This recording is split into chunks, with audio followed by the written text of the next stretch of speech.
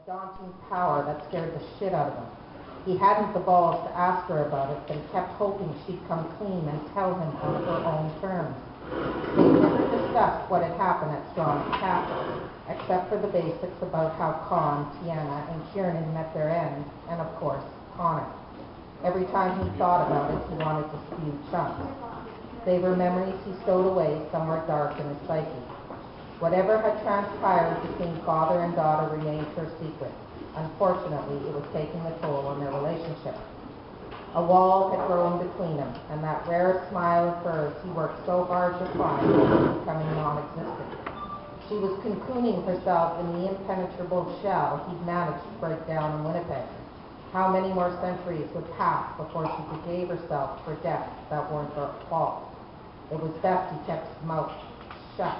Lately, all he seemed to do was pick an argument. There was no ifs, ands, or buts about it. Daniela was changing.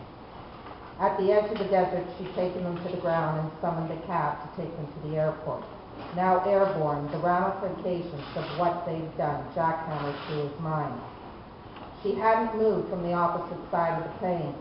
Guilt ate at him, yes, but the righteousness of it all was beginning to nullify the horror.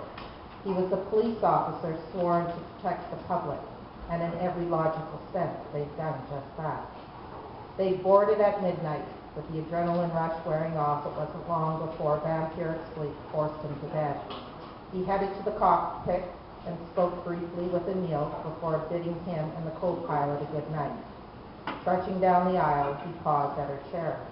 "Care to join me?" She shook her head without bothering to look up. He entered the bedroom, flopped across the bed, and stared up at the ceiling until sleep stole from his words.